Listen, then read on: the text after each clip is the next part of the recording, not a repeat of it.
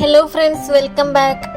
അപ്പോൾ ഇന്നത്തെ വീഡിയോയിൽ ഞാൻ നമ്മളെ കിച്ചണിലൊന്ന് ഡീപ്പായിട്ട് ക്ലീൻ ചെയ്യുന്നതാണ് കാണിക്കുന്നത്. അപ്പോൾ കുറേ ദിവസമായിട്ട് ഞാനിതൊന്ന് ക്ലീൻ ചെയ്ത് വെക്കണമെന്ന് വിചാരിക്കുന്നുണ്ട്. അപ്പോൾ ഇന്നാണ് ഫൈനലി അതിനൊരു സമയം കിട്ടിയത്.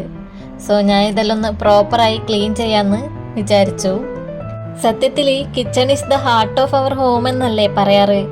നമ്മൾ കഴിക്കുന്ന ഭക്ഷണം എല്ലാം തയ്യാറാക്കുന്ന ഈ ഒരു സ്ഥലമായതുകൊണ്ട് തന്നെ ഇത് ക്ലീൻ ആയിരിക്കുക എന്നത് ലുക്കിന് വേണ്ടിയിട്ട് മാത്രമുള്ള ഒരു കാര്യമല്ല, ഹൈജീനിനും വളരെ ഇമ്പോർട്ടൻ്റ് ആണ്.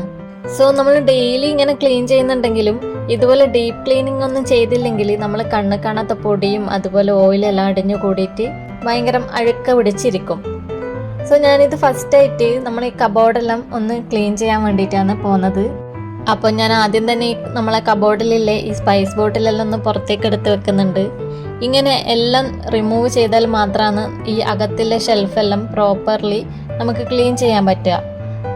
ഈ ബോട്ടിലെല്ലാം വെച്ചിരിക്കുന്ന ഈ സ്ഥലത്ത് ഈ സ്പൈസിൻ്റെ പൗഡറും പിന്നെ പൊടിയും അതുപോലെ ഓയിലിൻ്റെ സ്റ്റെയിനെല്ലാം വന്നിട്ടുണ്ടാവും.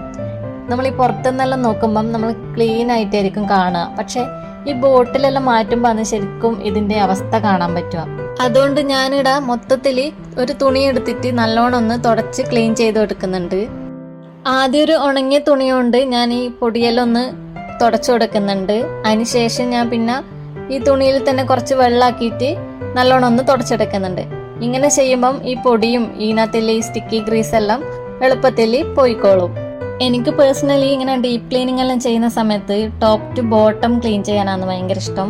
കാരണം എന്താ വെച്ചാൽ അങ്ങനെ ചെയ്യുമ്പം മുകളിൽ നിന്ന് വീഴുന്ന ഈ പൊടിയും കാര്യങ്ങളെല്ലാം വീണ്ടും നമ്മൾ ക്ലീൻ ചെയ്ത സ്ഥലത്തേക്ക് വീഴൂലല്ലോ. സോ ഞാൻ ഇങ്ങനെയാണ് കൂടുതലായിട്ടും ചെയ്യൽ.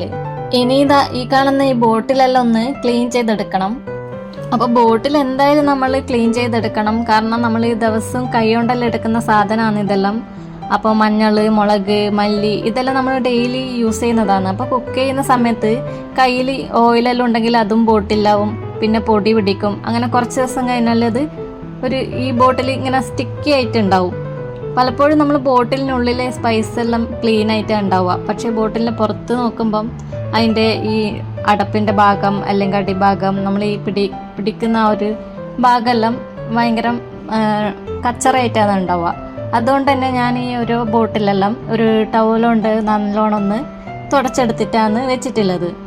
അറ്റ്ലീസ്റ്റ് ഒരു 6 മന്ത് കൂടുമ്പെങ്കിലും ഇങ്ങനെ ഈ സ്പൈസ് ബോട്ടിലെല്ലാം എടുത്തിട്ടൊന്ന് ക്ലീൻ ചെയ്യാൻ വേണ്ടിയിട്ട് ശ്രമിക്കണം. ഇതിൻ്റെ ഉൾഭാഗത്തിലെ സ്പൈസ് എല്ലാം റിമൂവ് ആക്കിയിട്ട് നമ്മൾ കഴുകി ഒന്ന് തുടച്ച് ക്ലീൻ ചെയ്ത് വെച്ചാൽ ഏറ്റവും നല്ലതാണ്. ഞാൻ കൂടുതലായിട്ട് ഇതുപോലെ ഡീപ്പ് ക്ലീനിങ് എല്ലാം ചെയ്യുന്നത് ഒരു 2 ആഴ്ച കൂടുമ്പായിരിക്കും. ഇങ്ങനെ ചെയ്യുമ്പം കിച്ചണെല്ലാം എപ്പോഴും നല്ലൊരു ഫ്രഷ് ആയിട്ട് തന്നെ കിടക്കുകയും ചെയ്യും. അപ്പോൾ ഇതാ ഞാൻ ഈ ഒരു 2 റാക്കും മൊത്തത്തിൽ നല്ലോണം ഒന്ന് ക്ലീൻ ചെയ്തെടുത്തിട്ടുണ്ട്. അതിനുശേഷം ഈ ബോട്ടിലെല്ലാം തിരിച്ചെടുത്ത് വെക്കുന്നുണ്ട്. കിടക്കാനുള്ള എളുപ്പത്തിന് വേണ്ടിയിട്ടാണ് ഇതുപോലെ അറേഞ്ച് ചെയ്ത് വെക്കുന്നത്. അതുപോലെ ഞാൻ ഈ ബോട്ടിലിനെല്ലാം ലേബൽ ചെയ്ത് വെച്ചിട്ടുണ്ട് പേരെല്ലാം, അല്ലെങ്കിൽ എനിക്ക് തന്നെ മാറിപ്പോവും.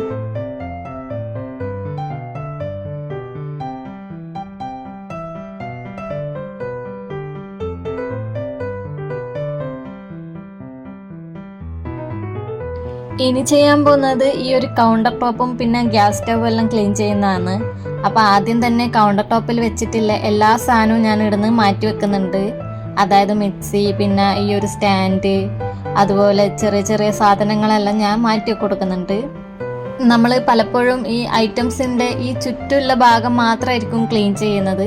പക്ഷേ ഇതുപോലെ തന്നെ ഈ ഐറ്റംസ് എല്ലാം മാറ്റി നോക്കിയാലും മാത്രമേ അതിൻ്റെ അടിയിലുള്ള ഈ പൊടിയും വെള്ളവും പിന്നെ എന്തെങ്കിലും പറ്റി പിടിച്ചിരിക്കുന്നതെല്ലാം കാണാൻ പറ്റുള്ളൂ. അതുകൊണ്ട് തന്നെ ഇങ്ങനെ ഡീപ്പ് ക്ലീനിങ് എല്ലാം ചെയ്യുന്ന സമയത്ത് എല്ലാം മൊത്തത്തിലൊന്ന് റിമൂവ് ചെയ്തിട്ട് ക്ലീൻ ചെയ്യുന്നതാണ് ഏറ്റവും ബെസ്റ്റായിട്ടുള്ള കാര്യം. കൗണ്ടർ ടോപ്പാണ് നമ്മൾ ഫുഡെല്ലാം പ്രിപ്പയർ ചെയ്യുന്ന മെയിൻ ഏരിയ. അപ്പോൾ ഇവിടെ നിന്നാണ് പച്ചക്കറിയെല്ലാം കട്ട് ചെയ്യുന്നതും പിന്നെ മാവ് ഉണ്ടാക്കുന്നതും അതുപോലെ പല കാര്യങ്ങളും ഇവിടെയാണ് ചെയ്യുന്നത്. അതുകൊണ്ട് തന്നെ ഈ ഒരു ഭാഗം ക്ലീൻ ആയിരിക്കുക എന്നത് ഭയങ്കരമായിട്ടുള്ള ഇമ്പോർട്ടൻ്റ് ആയ ഒരു കാര്യം തന്നെയാണ്. അതുകൊണ്ട് തന്നെ ഞാൻ ഈ കൗണ്ടർ ടോപ്പെല്ലാം നല്ലോണം ഒന്ന് ആദ്യം ഒരു തുണി എടുത്തിട്ട് തുടച്ചു കൊടുക്കുന്നുണ്ട്. അതിനുശേഷം ഒരു സോപ്പ് ലിക്വിഡ് ഉപയോഗിച്ചിട്ട് ഞാൻ നല്ലോണം ഒന്ന് സ്പ്രേ ചെയ്ത് കൊടുക്കുന്നുണ്ട്. അപ്പം ഇങ്ങനെ സ്പ്രേ ചെയ്യുന്ന സമയത്ത് ശ്രദ്ധിക്കേണ്ട കാര്യം എന്താ വെച്ചാൽ ഈ കുക്ക് ചെയ്യുന്ന സ്ഥലമായതുകൊണ്ട് തന്നെ ഇവിടെ ഓയിൽ ഗ്രീസ് ഭയങ്കരമായിട്ട് അടിഞ്ഞു കൂടിയിട്ടുണ്ടാവും.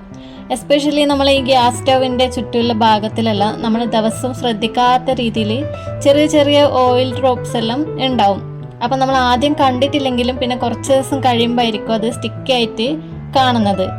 അതുകൊണ്ട് തന്നെ നമ്മളിങ്ങനെ ഡീപ്പ് ക്ലീനിങ് എല്ലാം ചെയ്യുന്ന സമയത്ത് ഒരു നല്ല ക്ലീനർ ഉപയോഗിച്ചിട്ട് കുറച്ച് സമയം ഇങ്ങനെ വെച്ചു കൊടുത്താൽ നമുക്ക് അത് എളുപ്പത്തിൽ റിമൂവ് ചെയ്യാൻ വേണ്ടിയിട്ട് പറ്റും.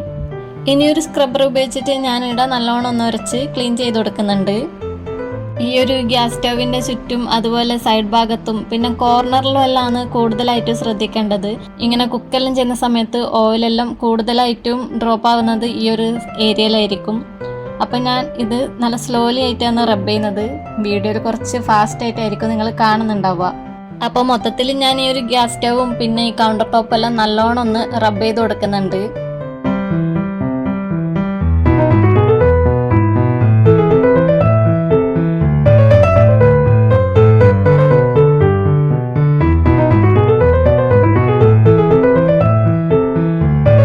അപ്പോൾ ഇതാ സ്ക്രബിങ് എല്ലാം കഴിഞ്ഞിട്ടുണ്ട്. ഇനി ഇതെല്ലാം വെള്ളമൊന്നും ഒഴിച്ചിട്ട് ക്ലീൻ ചെയ്ത് വൈപ്പ് ചെയ്ത് എടുക്കുന്നുണ്ട്.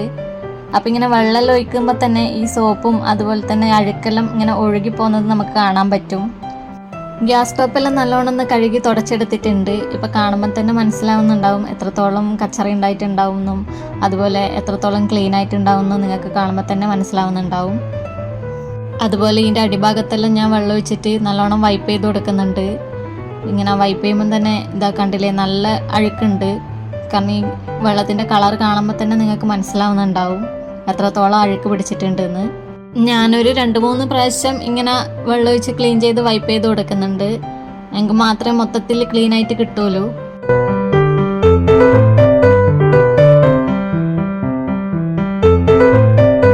ഇനി ഇവിടെ എല്ലാം ഞാൻ നല്ലോണം ഒന്ന് തുടച്ചു കൊടുക്കുന്നുണ്ട്.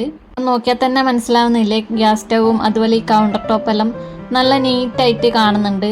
ചെറിയൊരു ക്ലീനിങ് കൊണ്ട് തന്നെ നമുക്ക് ഈ ഒരു കിച്ചണിൻ്റെ ഹോൾ ലുക്ക് തന്നെ മാറ്റിയെടുക്കാൻ പറ്റും. അപ്പോൾ ഈ കിച്ചണിലെല്ലാം നമ്മൾ ഫുഡ് ഉണ്ടാക്കുന്ന സ്ഥലമായതുകൊണ്ട് തന്നെ ക്ലീനായി സൂക്ഷിക്കുന്നത് ഭയങ്കരമായിട്ട് ഇമ്പോർട്ടൻ്റ് ആയിട്ടുള്ള ഒരു കാര്യം തന്നെയാണ്. അപ്പോൾ വൃത്തിയില്ല കൗണ്ടർ ടോപ്പ് എല്ലാം കാണുമ്പോൾ തന്നെ നമുക്ക് കുക്ക് ചെയ്യാനും നല്ലൊരു ഇഷ്ടം ഉണ്ടാവും. അതുപോലെ ഇതാ ഈ ഒരു സൈഡും കൂടി ഞാൻ ക്ലീൻ ചെയ്ത് കൊടുക്കുന്നുണ്ട്.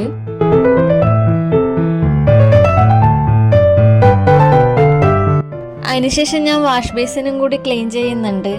അപ്പോൾ പലരും വിചാരിക്കുന്നത് ഈ കിച്ചൺ വാഷ് ബേസിനൊക്കെ ക്ലീൻ ചെയ്യുന്നത് ചെറിയ കാര്യമായിട്ടാണ്. പക്ഷേ ബാക്ടീരിയ ഏറ്റവും കൂടുതൽ വളരാൻ സാധ്യതയുള്ള സ്ഥലങ്ങളിൽ ഒന്നാണ് ഈ ഒരു വാഷ് ബേസിൻ.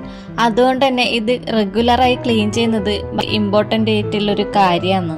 പിന്നെ ഈ ഡ്രെയിൻ ഏരിയ പ്രത്യേകം ക്ലീൻ ചെയ്യാൻ വേണ്ടി നമ്മൾ ശ്രദ്ധിക്കണം. കാരണം ഫുഡ് വേസ്റ്റ് എല്ലാം അവിടെ അടിഞ്ഞുകൂടുന്നതിനാൽ ബാഡ് സ്മെല്ല് വരാനും അതുപോലെ ജേംസ് വളരാനും വളരെയധികം സാധ്യതയുണ്ട്. അപ്പോൾ ഞാനിവിടെ ക്ലീൻ ചെയ്തിട്ട് വെള്ളം കൊണ്ട് മൊത്തത്തിൽ ഒന്ന് വാഷ് ചെയ്ത് കൊടുക്കുന്നുണ്ട്. അവസാനം ഒരു ഡ്രൈ ക്ലോത്ത് കൊണ്ട് വൈപ്പ് ചെയ്തെടുക്കുകയും ചെയ്യുന്നുണ്ട്. ഡ്രൈ ആയി സൂക്ഷിച്ചാൽ ഈ വെള്ളത്തിൻ്റെ സ്പോട്ട് കുറയുകയും ചെയ്യും. അതുപോലെ ബേസിൻ എപ്പോഴും ഷൈനായിട്ട് നിൽക്കുകയും ചെയ്യും. ക്ലീൻ വാഷ് ബേസിൻ എന്നത് ഭംഗിക്ക് മാത്രമുള്ളതല്ല, ഹൈജീനും ഹെൽത്തിനും വളരെ ഇമ്പോർട്ടൻ്റ് ആണ്. അപ്പോൾ ദിവസം ഒരു 2-3 മിനിറ്റ്സ് മാത്രം എടുത്ത് ക്ലീൻ ചെയ്താൽ ഡേർട്ടൊന്നും അടിഞ്ഞുകൂടുകയില്ല, അതുപോലെ ബാഡ് സ്മെല്ലൊന്നും ഉണ്ടാകത്തുമില്ല. അപ്പം ഞാൻ ഈ ഒരു കിച്ചൺ വാഷ് ബേസിൻ ക്ലീൻ ചെയ്യുന്നത് ഒരിക്കലും സ്കിപ്പ് ചെയ്യാറില്ല. എല്ലാ ദിവസവും ഡെയിലി ഡിന്നറൊക്കെ കഴിഞ്ഞതിന് ശേഷം രാത്രി കിടക്കാൻ പോകുന്നതിന് മുന്നേ ഞാൻ ഈ ഒരു വാഷ് ബേസിൻ ക്ലീൻ ചെയ്യുന്നത് എൻ്റെ ഒരു ഡെയിലി ഹാബിറ്റാണ്. ഇങ്ങനെ ചെയ്യുമ്പോൾ നമ്മൾ രാവിലെ എഴുന്നേറ്റ് കിച്ചണിലേക്ക് വരുമ്പോൾ ഒരു ഫ്രഷ്നെസ് ഉണ്ടാവും, അധികം മടിയൊന്നും നമുക്ക് ഉണ്ടാവത്തില്ല. അപ്പം മൊത്തത്തിൽ ഞാനിവിടെ ക്ലീൻ ചെയ്തെടുത്തിട്ടുണ്ട്. അതിനുശേഷം ബാക്കിയുള്ള ഈ സാധനങ്ങളെല്ലാം റിട്ടേൺ എടുത്ത് വെക്കുകയും ചെയ്തിട്ടുണ്ട്. അപ്പോൾ ഇതാ കണ്ടില്ലേ, കിച്ചണെല്ലാം മൊത്തത്തിൽ ക്ലീനായി ഇരിക്കുന്നത്. ഇനി ഞാൻ ഈ ഒരു ഫ്ലോറും കൂടി ഒന്ന് ക്ലീൻ ചെയ്തെടുക്കുന്നുണ്ട്. അപ്പോൾ കിച്ചൺ ക്ലീനിങ്ങിൻ്റെ എല്ലാം അവസാനത്തെ സ്റ്റെപ്പാണ് ഈ ഒരു ഫ്ലോർ ക്ലീനിങ് എന്ന് പറയുന്നത്. കൗണ്ടർ ടോപ്പും സ്റ്റൗവും വാഷ് ബേസിനും എല്ലാം ക്ലീൻ ചെയ്താലും ഈ ഫ്ലോർ ഒന്ന് ക്ലീൻ ആയില്ലെങ്കിൽ കിച്ചൺ കംപ്ലീറ്റ് ആയി ക്ലീൻ ആയിട്ട് തോന്നത്തേ ഇല്ല. അപ്പോൾ ഈ കുക്കിംഗ് സമയത്ത് വീഴുന്ന ചെറിയ ഫുഡ് പാർട്ടിക്കിളും ഓയിലും എല്ലാം ഈ ഫ്ലോറിലുണ്ടാവും. അതുകൊണ്ട് തന്നെ ദിവസം അല്ലെങ്കിൽ റെഗുലറായി കിച്ചൺ ഫ്ലോറും ക്ലീൻ ചെയ്യുന്നത് വളരെ ഇമ്പോർട്ടൻ്റ് ആയിട്ടുള്ള ഒരു കാര്യം തന്നെയാണ്. അതുകൊണ്ട് ഞാൻ ഇതൊന്ന് മോപ്പ് ചെയ്തും കൂടി എടുക്കുന്നുണ്ട്. അപ്പോൾ ഇതുപോലെയുള്ള ചെറിയ ചെറിയ ക്ലീനിങ് ഹാബിറ്റ്സ് ആണ് വീടിനെ എപ്പോഴും നീറ്റായും അതുപോലെ ഫ്രഷ് ആയിട്ട് നിലനിർത്തുന്നത്. അപ്പോൾ ഇന്നത്തെ എൻ്റെ കിച്ചൺ ക്ലീനിങ് റൊട്ടീൻ ഇത്രയൊക്കെ ആയിരുന്നു. സോ വീഡിയോ ഇഷ്ടപ്പെട്ടാൽ ലൈക്ക് ചെയ്യാനും അതുപോലെ ചാനൽ സബ്സ്ക്രൈബ് ചെയ്ത് സപ്പോർട്ട് ചെയ്യാനും മറക്കല്ലേ. പുതിയ വീഡിയോയുമായി അടുത്ത വീഡിയോയിൽ കാണാം.